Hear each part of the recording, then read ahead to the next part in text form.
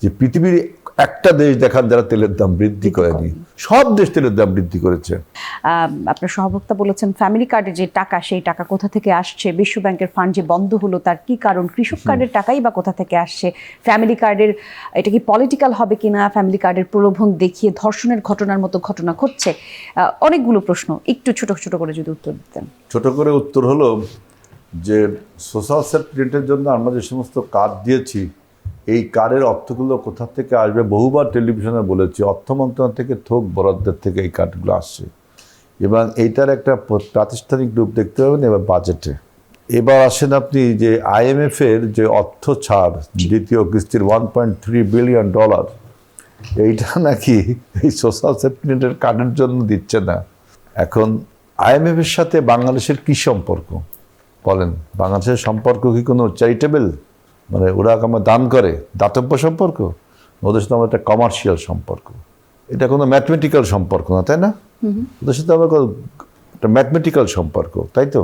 ওরা টাকা দেয়, আমরা সেই টাকা আবার ফেরত দিই, সুদ সহ ফেরত দিই। তো এখানে দাতব্য তো কোনো বিষয় না, এটা ম্যাথমেটিক্যাল এবং কমার্শিয়াল।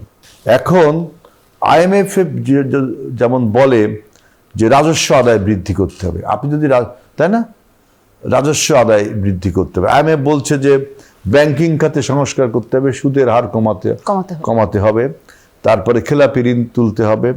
এখন দেখেন যে IMF দেখে, আমি বললাম যে ম্যাথমেটিক্যালি, কিন্তু একটা রাজনৈতিক দল দেখে এটা সোশ্যাল এবং পলিটিক্যাল কনটেক্সটে, তাই না? এবং IMF আমাদের এই বক্তব্য শোনার পরে, বোঝার পরে, তারা কিন্তু নতুন আরেকটি ঋণের জন্য নতুন কোনো শর্ত দিয়েছে। এখন যদি IMF-এর প্রেসক্রিপশন অনুযায়ী আমাদের তেলের দাম বৃদ্ধি করা হয়েছে, অনেকে টেলিভিশন দেখি বলছে, তাহলে আমার প্রশ্ন তাদের কাছে যে পৃথিবীর একটা দেশ দেখান যারা তেলের দাম বৃদ্ধি করেনি, সবাই কি IMF-এর প্রেসক্রিপশন অনুযায়ী করেছে?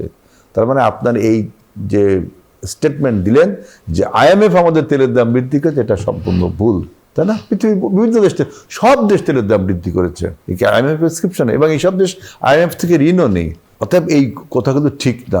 এখন সোশ্যাল সেফটি নেটের জন্য আমরা যে পলিটিক্যাল যে কমিটমেন্টগুলো মানুষের কাছে করে ভোট নিয়েছি, 52% ভোট, এবং এই এই যে সোশ্যাল সেফটি কার্ডে আজকের না, আমরা এর আগে বিধবা ভাতা কার্ড যখন বেগম খালেদা জিয়া চালু করেছিল তখন এইসব কথা বলা হয়েছিল, কিন্তু বিধবা ভাতা কার্ড এখন ভাইব্রেন্টলি ইজ ওয়ার্কিং।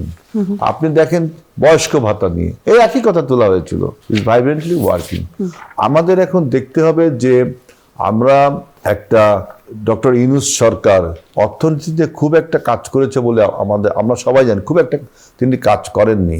অনেক ফ্রাজাইল একটা ইকোনমিক্স আমরা কিন্তু পেয়েছি, একটা ভঙ্গুর অর্থনীতি আমরা পেয়েছি। এই অর্থনীতিটাকে আপনার ভালো করবার জন্য আমাদের সরকার আপনার 24/7 হার্ড ওয়ার্ক করে চলে যাচ্ছে। এখন আপনি বিরোধী দলে আছেন, অবশ্যই আপনি সমালোচনা করবেন, আপনার ক্রিটিকটা আমরা কিন্তু পজিটিভলি। ধন্যবাদ।